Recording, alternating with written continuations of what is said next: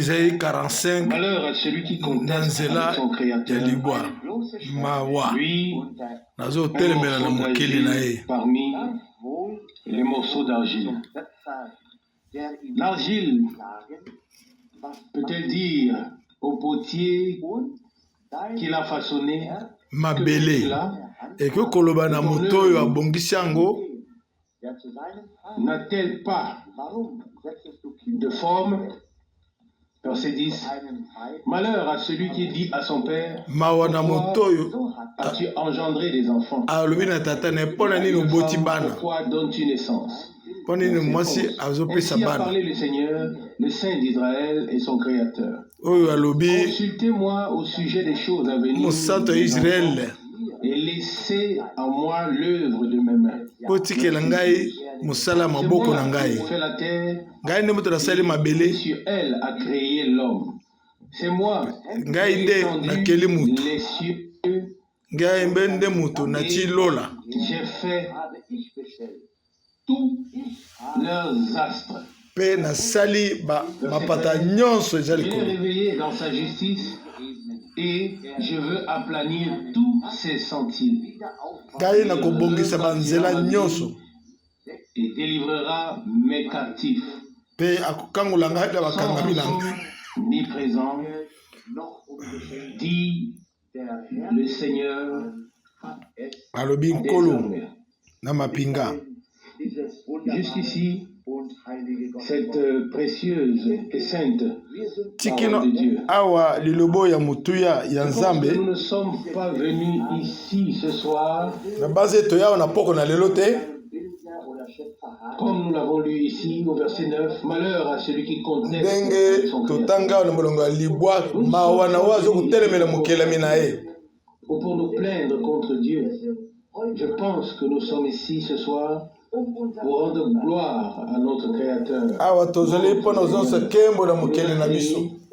Et pour l'adorer. Pour lui donner honneur. Nous ne pouvons pas contester avec lui car cela ne sert à rien.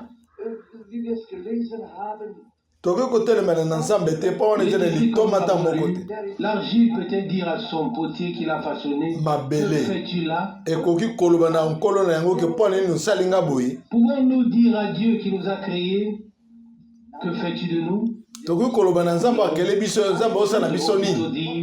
que tout ce que Dieu a fait, la manière dont il nous a créés est bien fait. Et nous lui sommes reconnaissants aussi ce soir. C'est pour cela lui, mais pour lui rendre gloire et louange et les actions de grâce et adoration. Car nous savons comme il est écrit que sa main a tout fait. Ce qui est visible et ce qui est invisible. Il a créé, chers frères et sœurs. Dans quel but? Pour que nous puissions simplement vivre? Non. Mais pour louer son Seigneur.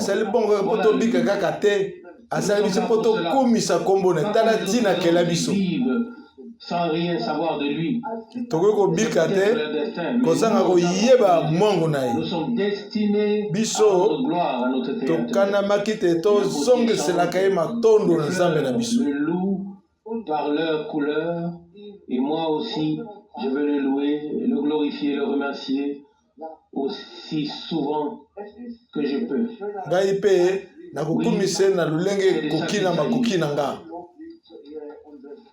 Il n'y a rien de plus beau que de pouvoir se réunir et chanter des louanges les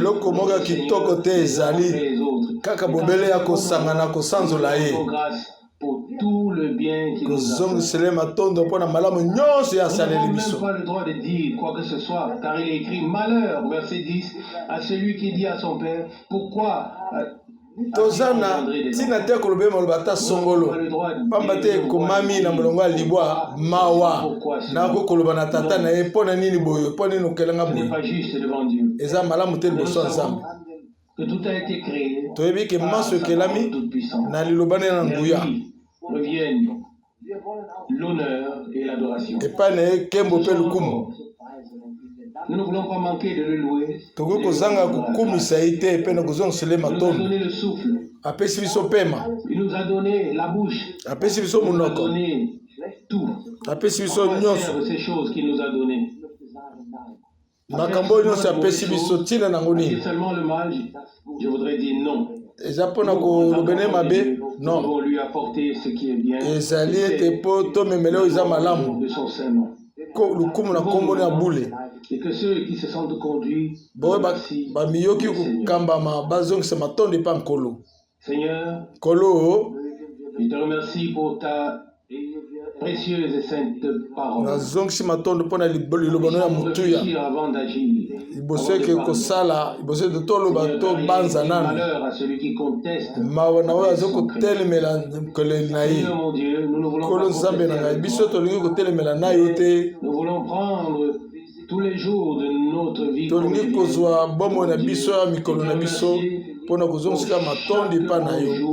comme pour chaque jour mauvais, ô Dieu. Tout et tu veux nous voir, ô Dieu, tel que nous sommes. Ô Seigneur, accorde-nous, accorde-moi ta grâce. Accorde-nous à tous ta grâce ce soir. Accorde-nous ta parole et que nous Seigneur, je t'adore. À toi seul revient toute la gloire, toute l'honneur et toute l'adoration qui a étendu les cieux. Tout est issu de ta main. Ta parole toute puissante. Revient la gloire.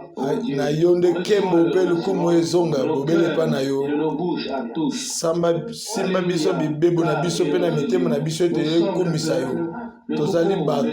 Alléluia.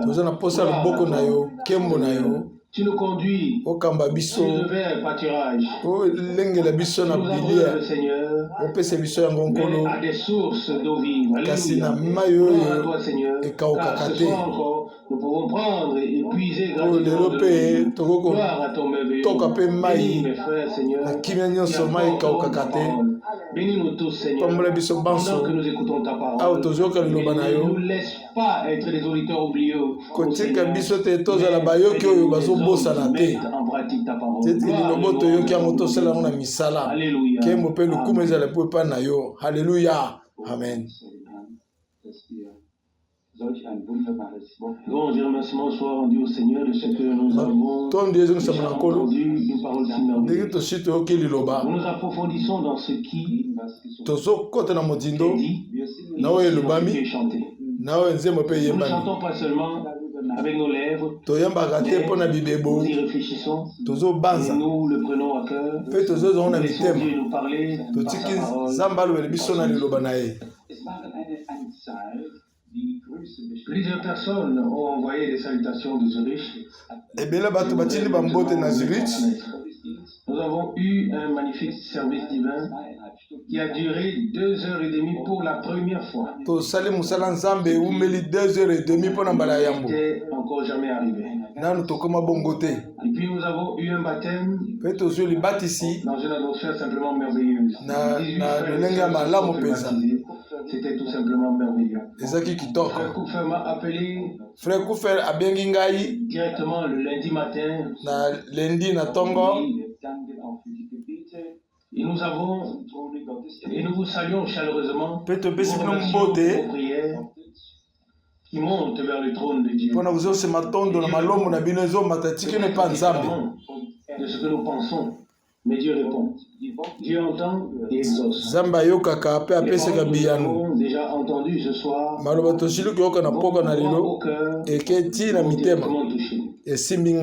Malheur à celui qui le Seigneur se présente à nous comme un Dieu qui menace et dit malheur à celui qui conteste avec son créateur. Lui, parmi les morceaux d'argile. Nous ne sommes qu'un morceau. Nous n'avons pas le droit de contester avec la parole veut nous dire ce soir. Si nous ne sommes comme morceaux parmi les morceaux, biso tozakolo biteni kati na biteni ya mabele le droit de contester avec toza na ndingisa te ya kotelemela Nzambe. Et c'est ce que Dieu nous dit, toi et à moi, heureux, ou bien plutôt d'abord malheur à celui qui conteste avec son Créateur, heureux celui qui ne conteste pas celui qui peut simplement dire comme Job, si nous avons accepté le bien, n'allons-nous pas aussi accepter le mal? Et dans l'Ecclésiaste, il est écrit quelque part, sois joyeux au jour du bonheur, au jour du malheur, réfléchis ya mawa na mukolo na mawa il faut banza pe Ecclésiaste 7. Et c'est ce que nous devons faire, moi et nous tous. Oh, mais c'est Ecclésiaste 7, 14. Entendu, on pourrait presque rire, mais de cette parole. Il est dit, ô vanité de vanité. Ecclésiaste 1, verset 2. Ecclésiaste 1, verset 2. Ô vanité de vanité, tout est vanité. L'homme de toute sa peine, qu'il se donne sous le soleil. Il est dit au verset 5. Le vent souffle et retourne. Il reprend le même cycle. Verset 6, Ecclésiaste 1. Tous les et la mer n'est pas remplie. Chaque jour, avec force, prend sa force, sa source quelque part et part dans les montagnes suisses et est toujours plein. Et la mer ne déborde pas. Tout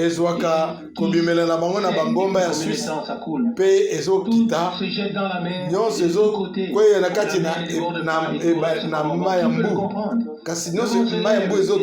à droite, à gauche, au sud, au nord, à l'est, à l'ouest. On ne sait pas d'où il vient, mais nous savons lorsque nous sommes saisis par l'Esprit de Dieu, les choses ne sont pas dans nos oreilles, elles vont dans nos cœurs. Le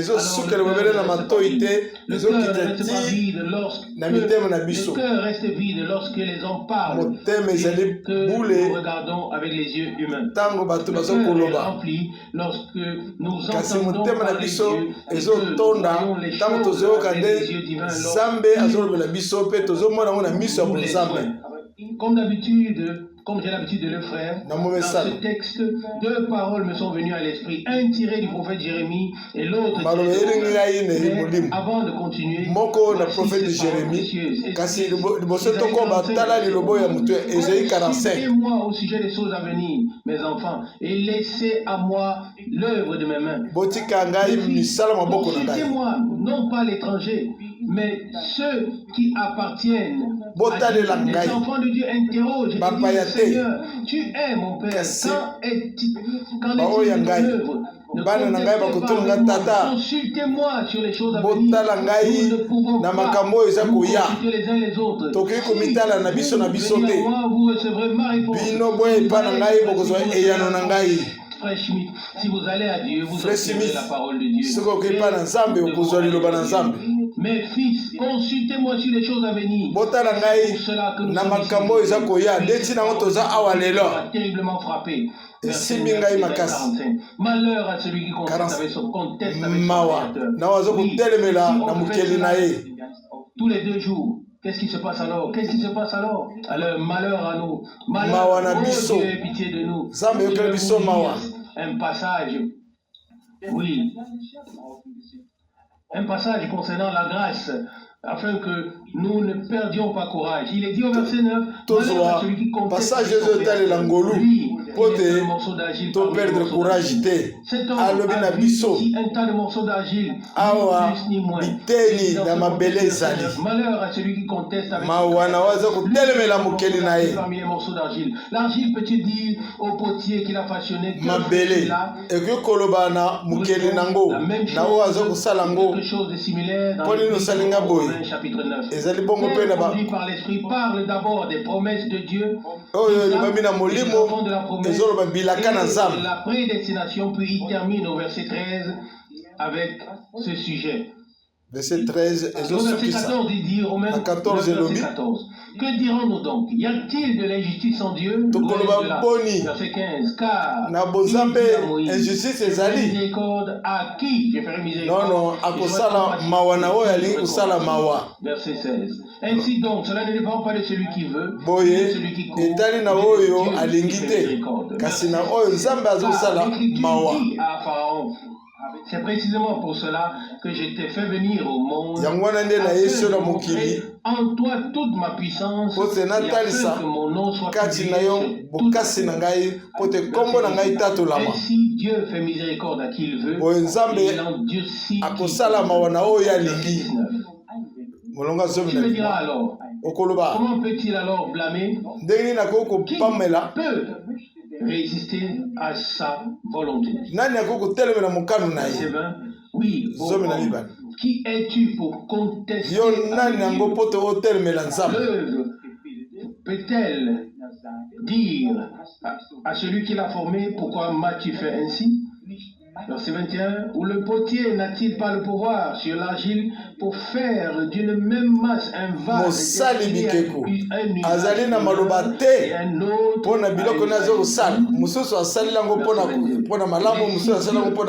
manifester sa colère et faire connaître sa puissance avec une grande patience destinée à la perdition et en même temps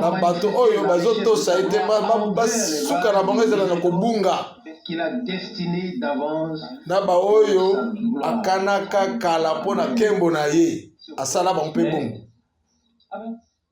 particulièrement le thème du potier et de l'argile. Il est dit ici au verset 21, le potier n'a-t-il pas le pouvoir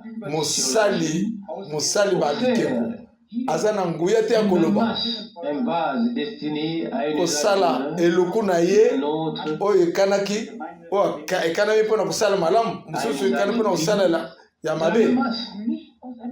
pas d'une autre masse, de la même argile qui est dans ses mains. Je pense à la question qui a été posée au frère Branham au sujet et de celles qui resteront au sujet de l'Église. Et il dit, vous devez vous imaginer la chose ainsi. Il a un grand morceau de tissu. Puis, il pose sur le tissu, il pose le modèle sur le tissu et il découpe. Tout est découpé. Et ce qui appartient à la chose que l'on découpe selon le patron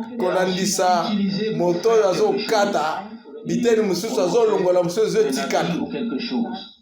Mais ce qui reste est la même masse. Ce sont des déchets. Ils ne seront pas utilisés. C'est le même tissu. Le patron est posé sur le tissu. Dieu a une mesure sur terre. Il a un peuple sur terre. Il a posé son patron dessus.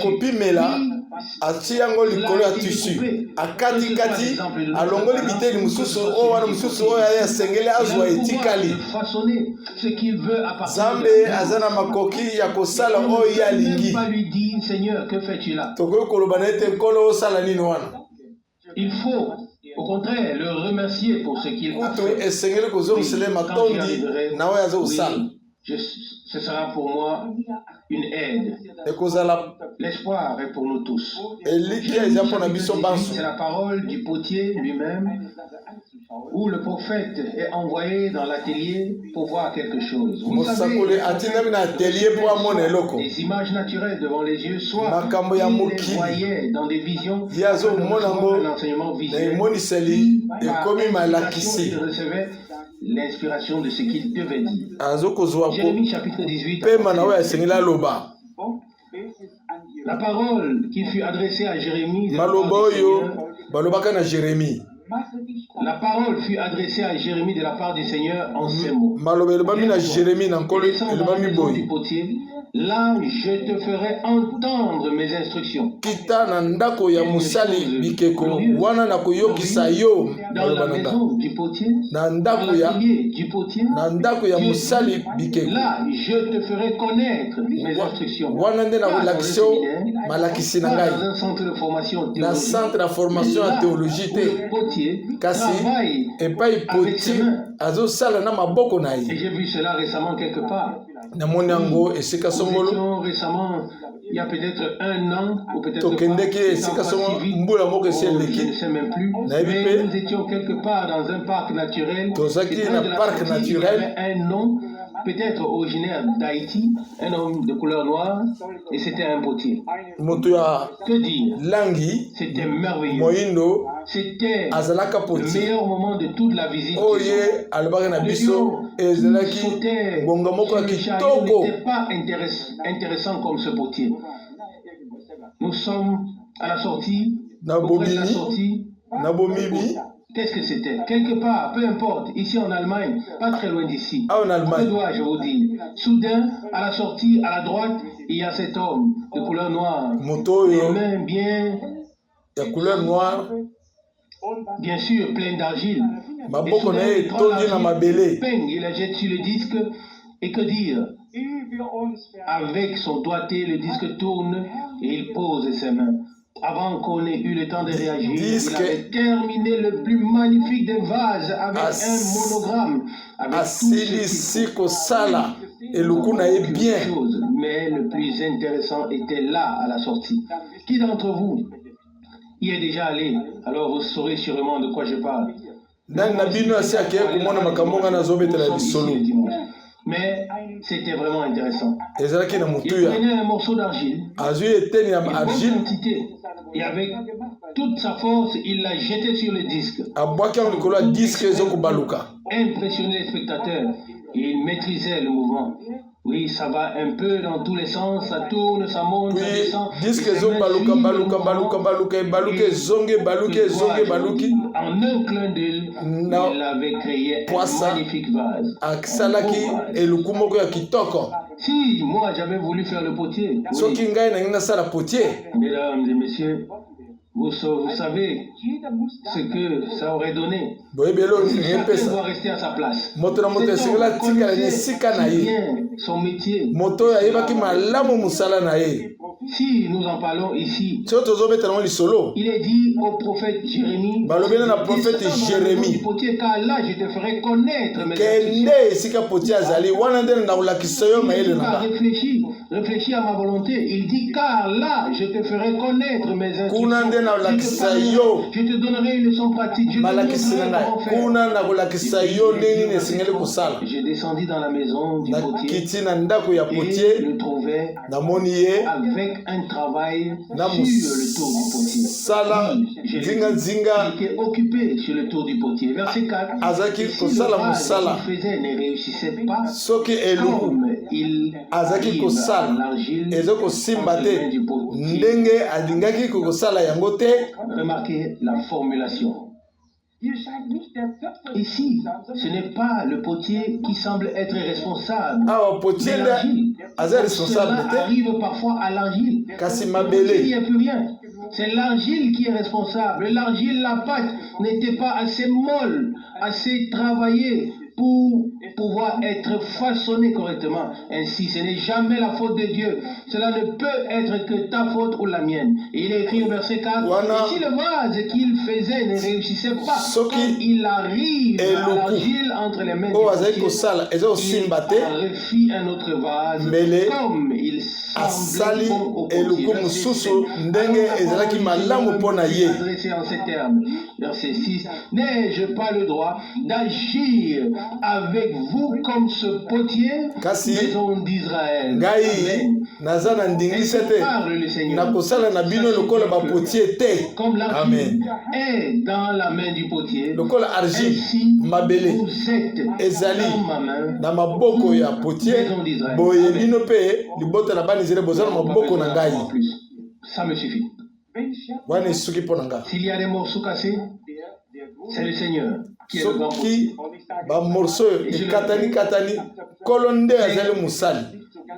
l'argile qui est responsable. C'est à l'argile qu'il faut attribuer la responsabilité et non au potier si le vase n'est pas tout à fait bien na argile na mabele oyo elambami kitoko te yango nde ekomema mokumba ezali moto azosala yango te. Et ce n'est plus et ce n'est plus un vase mais c'est à nouveau une masse informe. Avec nous il ne resterait que des morceaux, mais avec le Seigneur, il y a une nouvelle masse. Vous êtes comme l'argile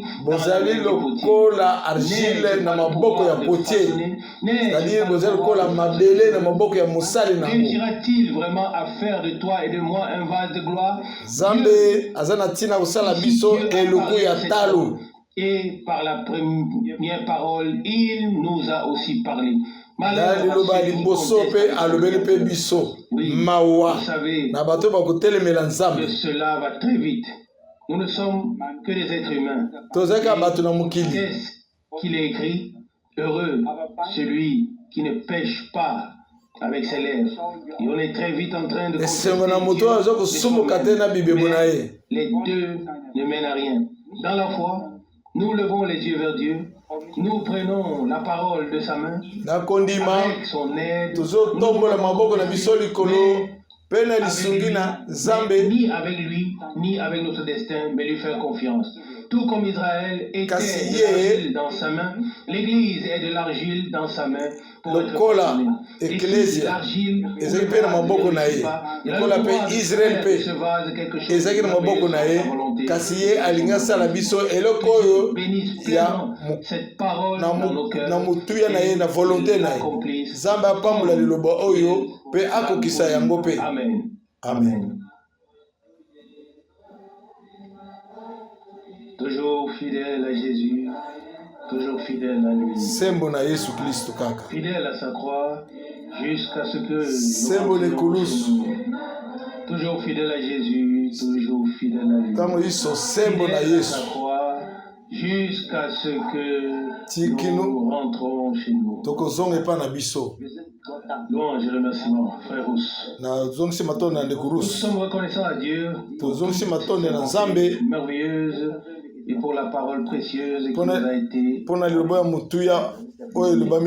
Personnellement, un verset m'a encore frappé dans Romains 9.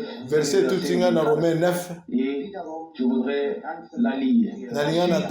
Nous allons rendre gloire à notre Créateur. Il est dit Romains 9, verset 24. Romains 9, verset 24. En tant que base de miséricorde, il nous a appelés non seulement parmi les Juifs, mais aussi parmi les païens.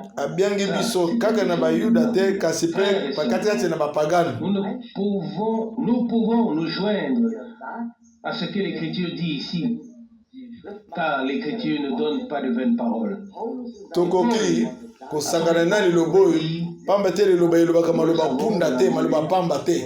Que ce n'est pas de nous que cela vient, mais que c'est Dieu qui fait ce qu'il veut.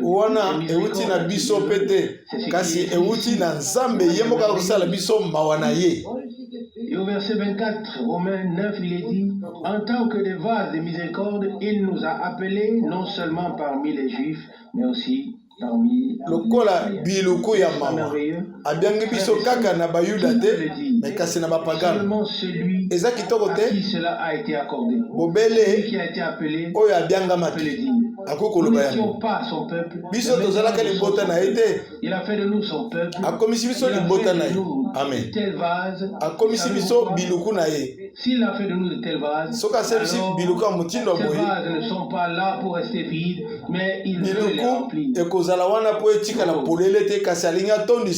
Comme c'est merveilleux. Magnifique. C'est le Créateur. Il a fait les vases. Nous le voyons dès le commencement. Il a choisi qui il voulait. Les vases. Il a choisi les vases selon. Il n'a pas choisi les vases selon le désir des hommes. Mais selon son désir. Il y avait quoi? Non. du Saint-Esprit. Et c'est merveilleux, frères et sœurs. Il ne laisse pas son peuple et ses vases vides, mais il est rempli jusqu'à ce qu'il déborde. Et c'est ce qu'il veut faire ce soir. Il veut nous remplir afin que nous débordions de la puissance du Saint-Esprit. Nous sommes merveilleux au nom de Jésus. Oh, frères et sœurs, nous ne devrions pas rester ici là découragés, mais nous devons être remplis de joie. Les païens de la puissance d'en haut ce soir. Nous croyons le nous de tout notre cœur. Il fait encore la même chose aujourd'hui. Nous sommes si heureux de pouvoir lever les yeux vers lui et être plein de confiance. Ne laissons pas nos cœurs se décourager. Ne laissons rien dans nos cœurs. Laissons tout derrière nous. Élevons les yeux vers celui qui nous a appelés. Celui qui nous a choisis et qui nous a créés pour la gloire de son nom. Ce n'est pas nous qui nous sommes appelés nous-mêmes. Qui nous sommes créés nous-mêmes. Non, c'est lui qui l'a fait. C'est l'honneur à son gloire. Toutes les raisons d'ouvrir notre bouche et notre cœur. Vous savez, déjà, dans ce monde, rien du tout, car cette joie de la terre est éphémère. Mais nous avons vraiment de quoi nous réjouir. Ne pas déborder de joie. Comment nos cœurs et nos bouches pourraient-ils ne pas déborder de louanges?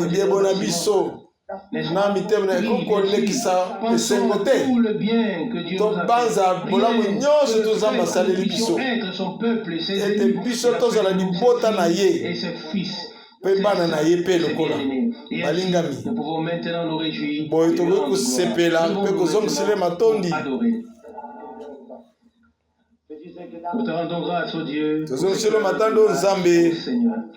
Nous te rendons grâce de pouvoir remercier. Nous te rendons grâce de nous avoir acceptés, d'avoir eu pitié de moi, ô Seigneur. Oh Seigneur, toute la gloire, toute la louange, l'honneur te revient, ô Seigneur. Seigneur, nous sommes fragiles. Le morceau parmi les morceaux, ô Seigneur. Mais tu nous as acceptés, ô Dieu. Ton nom est merveilleux. Seigneur, toi qui trônes dans la gloire. Toi qui es aussi au milieu de ton peuple. Tu es là où l'on élève ton saint nom. Alléluia. Tu es parmi les tiens. Seigneur. Élève ton nom, Seigneur. Alléluia. Seigneur, tu nous donnes de nouvelles forces. Seigneur, pour te louer. Si nous ne le faisons pas, Seigneur, qui le fera? Seigneur, tu as dit que tu voulais préparer un peuple qui t'offrirait louange.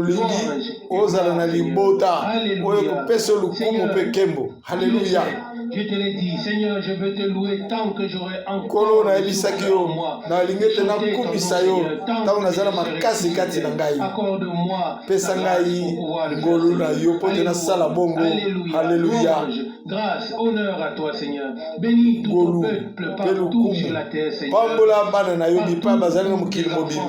Amen. Dispersés, Seigneur. Nous te le demandons. Bénis aussi, Seigneur, le week-end, lorsque nous nous réunirons. Bénis aussi ton peuple Israël. Bénis partout, Seigneur, là où ton peuple se trouve, ô Dieu. Telle est notre prière. Et notre supplication dans le précieux nom de Jésus. Sois avec nous maintenant quand nous allons nous séparer. Bénis nos maisons, Seigneur. Seigneur, tu peux tout transformer. Tout est possible, Seigneur. Nous te louons. Nous te rendons gloire dans le précieux nom de Jésus. Alléluia. Amen.